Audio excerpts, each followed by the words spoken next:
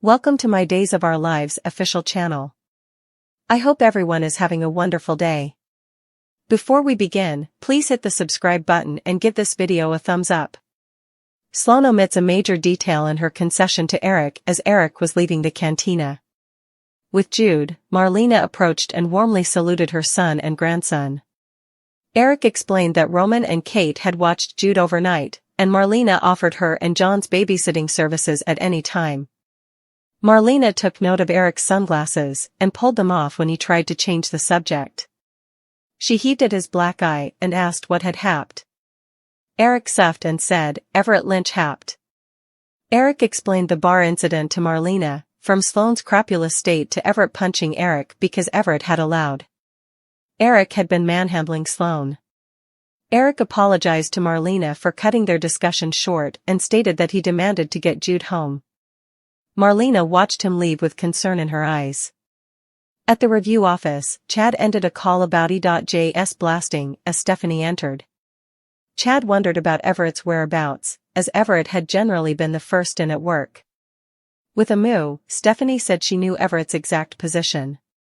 Stephanie streamlined a shocked Chad on the events of the former night at the bar. She felt bad because she believed Everett had actually seen Eric as a trouble to Sloan. Chad was incredulous that Everett would view expressed Eric as dangerous and inferred to Stephanie that Everett's conduct might have been vicious. Stephanie grew offended and asked if Chad believed Everett had gotten what he'd merited. Chad bluntly assessed that people who committed assault generally ended up in jail. Stephanie continued to defend Everett, and Chad ultimately conceded and claimed he'd stay out of it. Chad scarfed, however, when Stephanie revealed that she had paid Everett's bail. Chad said that although Stephanie and he were not together presently, he still watched about her and did not want her around someone with violent tendencies. Stephanie queried that Everett's conduct had been an aberration, but Chad remained undecided. Latterly, Stephanie ended a call about Everett's bail. Chad changed the subject and asked Stephanie how her leftover cure of coffee was working. She held her hand out and said, "Steady as a gemstone," with a smile. Stephanie had noticed that commodity sounded to be disquieting Chad and asked him about it. He streamlined her on the discovery of Abigail's tablet and presented his proposition that Clyde might have designedly targeted Abigail. Stephanie guessed that Chad had been feeling shamefaced and prompted him not to condemn himself. He admitted he'd returned to the room at the manse where Abigail had been boggled, but he stopped suddenly of calling the visit check. Stephanie was happy for Chad when he informed her about having moved back into the Horton house. Chad claimed the move helped because the house was the place where he felt closest to Abigail. After Chad compactly left the office, Stephanie got on the computer and was pleased to see that Everett's bail had been posted. When Chad returned, she told him the news and reported that Everett would probably be back at the office soon. Chad was not sure Everett would return to work, but Stephanie claimed Everett was a professional who knew that he owed his new co-worker Eric and reason. Chad asked that Stephanie stay at the office while Chad picked up Thomas, and Stephanie happily obliged. At the police station, Rafe was on the phone with Harris and complained when Harris requested further time off, as the force had formerly been short-handed. After the call, Rafe's attention was drawn when Jada Blatt, "Oh, my God." She showed Rafe a train of an arrest from the former night, which indicated the perp's name as Robert Stein.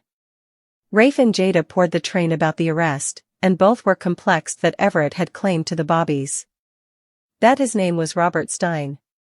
Jada decided to matriculate Marlena's help and called her. Jada's confusion grew when Marlena clarified that Marlena was no longer Everett's therapist and that Everett had quit remedy against her advice. Jada asked Marlena if she'd be willing to see Everett, anyway, and Marlena agreed. Everett lay on a hut in a jail cell and banged his fist against the coverlet.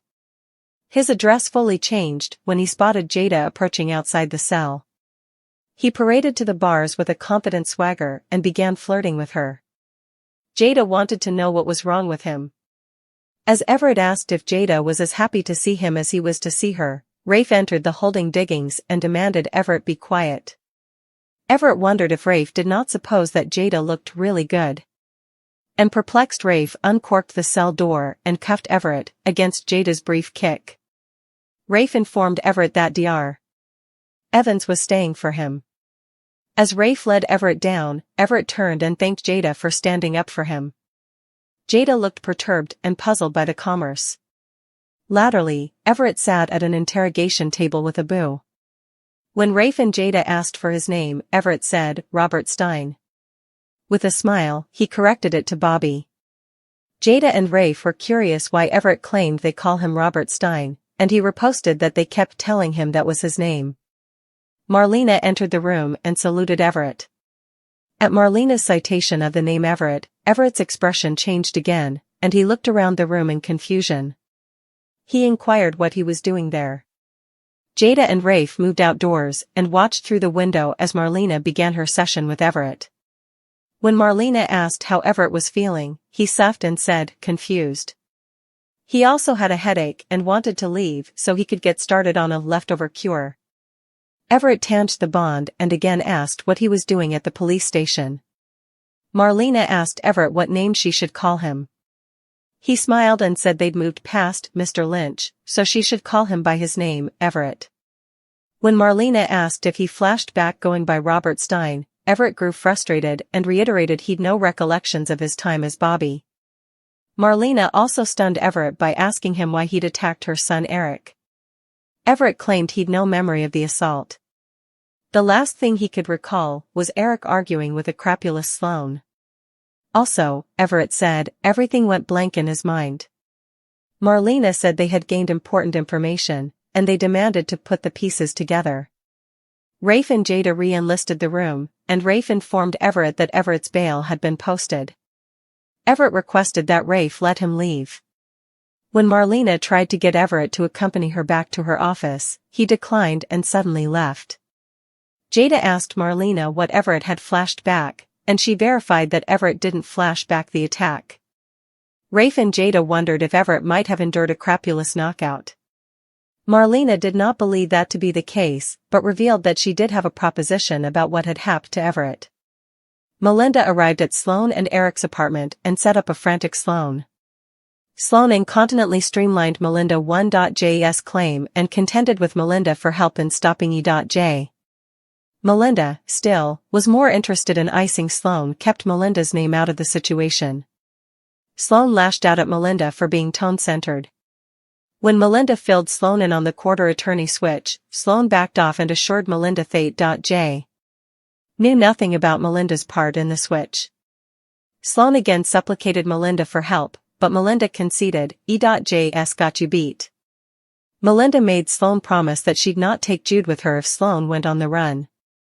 Sloan assured Melinda that she had no intention of hijacking Jude, and she reasoned that by following E.J.'s instructions, she could get commodity out of it.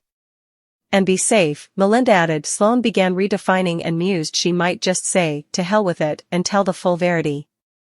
She believed Eric merited to know he was a father. Melinda pressed Sloan to keep the verity of Jude's maternity hidden, or differently, Eric's happiness would come at the expenditure of Sloan's freedom. Sloan picked up a picture of Eric and Jude. She marveled at how joyful Eric looked in the picture because he eventually had everything he ever wanted. Sloan reassessed all the conduct she had taken to keep Eric happy. She affirmed that she loved him and did not want to lose him. Before Melinda could get further traction in her sweats to keep Sloan quiet, Eric entered the apartment with Jude. Melinda fussed over Jude for a bit, also excused herself and left.